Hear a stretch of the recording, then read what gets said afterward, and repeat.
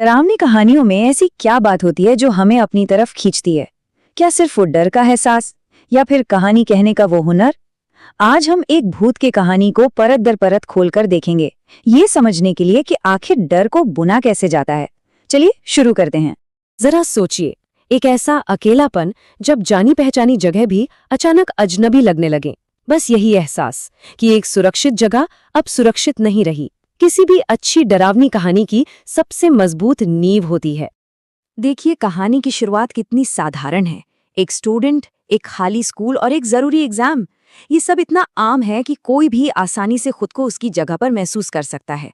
और बस यही बात आगे आने वाले डर को और भी ज्यादा असरदार बना देती है। तो आते हैं कहानी के पहले हिस्से पर, वो अकेली रात। यहीं पर कहानीकार अपना पहला दाव चलता है। एक बिल्कुल सामान्य माहौल को लेकर उसमें धीरे धीरे बेचैनी घोलना शुरू करता है। इस कहानी का असली विलेन वक्त है। शाम के 6 बजे जो लाइब्रेरी पढ़ाई के लिए एक महफूज जगह थी, वही रात के 10 बजे तक एक जाल बन चुकी है। हमारी नायिका की सबसे बड़ी गलती, उसने वक्त पर ध्यान ही नहीं दिया। और फिर सन्नाटा। ये कोई सुकून वाला सन्नाटा नहीं है, नहीं, ये एक भारी बेचैन कर देने वाली खामोशी है। और इसी खालीपन में डर को अपनी जड़ें जमाने की जगह मिल जाती है।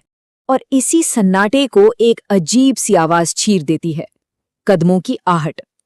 बस ये एक पल ही काफी है सुरक्षा के उस झूठे एहसास को तोड़ने के लिए। अब कहानी असल में शुरू होती है। अब आता है दूसरा भाग, अंधेरे में एक अजनबी। अगर पहली आवाज एक चिंगारी थी, तो समझ लीजिए कि अब डर की आग भड़कने वाली है। यहां से घटनाओं का एक ऐसा सिलसिला शुरू होता है जो नायिका को अंधेरे में और गहरा धकेलता चला जाएगा।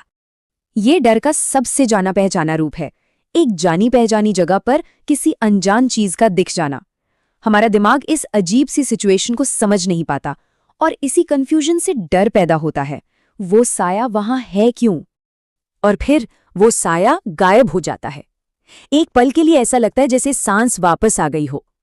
कहानीकार जानबूझकर हमें ये झूठी राहत देता है ताकि जब अगला डर सामने आए तो उसका झटका और भी ज्यादा तेज लगे।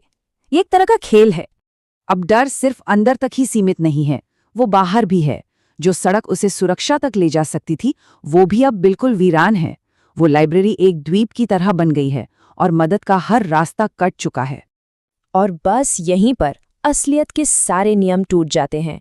एक परछाई जिसका कोई शरीर नहीं। ये वो पल है जब कहानी एक सामान्य डर से निकलकर अलौकिक खौफ की दुनिया में दाखिल होती है। अब कुछ भी हो सकता है। अब वो खतरा सिर्फ एक अनजान साया नहीं रहा। फटे हुए कपड़े, मुड़े हुए हाथ पैर, ये सारे डिटेल्स उस अनजान डर को एक भयानक और बहुत ही असली चेहरा देते हैं। ये अब कोई वहम नहीं, बल्कि एक ठोस, परेशान कर देने वाली हकीकत है। और अब हम पहुंचते हैं तीसरे भाग पर, वो खौफनाक आमना सामना। कहानी अब अपनी सबसे ऊंची और डरावनी चोटी पर है। यहां से भागने के सारे रास्ते बंद हैं। अब सिर्फ डर का सामना करना बाकी है। ये सिर्फ दिमागी डर नहीं है, ये फिजिकल है। जब दिमाग इतना खौफ में आ जाए कि शरीर को ही बंद कर दे। हमारी नायिका अब अपने ही जिस्म में एक कैदी बन चुकी है। एक बात पर गौर कीजिए, इस कहानी का क्लाइमैक्स बिल्कुल खामोश है। कोई डायलॉग नहीं, सिर्फ एक्शन। एक बेबसी भरा इशारा, एक धीमी लंगड़ाती हुई चाल और आखिर में एक चीख जो सब कुछ कह देती है। कभी कभी सबसे ज्यादा डर खामोशी में ही होता है। चौथा और अंतिम भाग, अगाथा। हर भूत की कहानी के पीछे अक्सर एक इंसानी कहानी छिपी होती है। चले अब इस डर के नकाब को हटाते हैं और देखते हैं कि इसके पीछे का दुखद सच आखिर है क्या। अब कहानी का नजरिया बदलता है। उसे एक बाहरी किरदार, एक पड़ोसी मिलता है जो इन बिखरे हुए टुकड़ों को जोड़कर एक पूरी तस्वीर हमारे सामने रखता है। अब रहस्य खुलने वाला है। तो इस टेबल में सारी गुत्थियां सुलझ जाती हैं।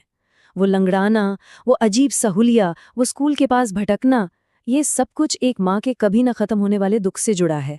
अगाथा कोई शैतान नहीं, बल्कि एक आत्मा है जो अपनी बेटी को आज भी ढूंढ रही है। तो अंत में यह कहानी एक भूत के बारे में कम और एक माँ के कभी न खत्म होने वाले दुख के बारे में ज्यादा है। इसका असली खौफ अलौकिक नहीं, बल्कि बेहद मानवीय है। एक ऐसा दर्द जिसे हम सब कहीं न कहीं समझ सकते हैं। और ये कहानी हमें इसी एक सवाल के साथ छोड़ जाती है। कहानी डर से शुरू हुई थी, लेकिन खत्म होती है प्यार और नुकसान की एक बहुत गहरी सच्चाई पर। तो फिर क्या एक माँ का प्यार सच में कभी खत्म होता है?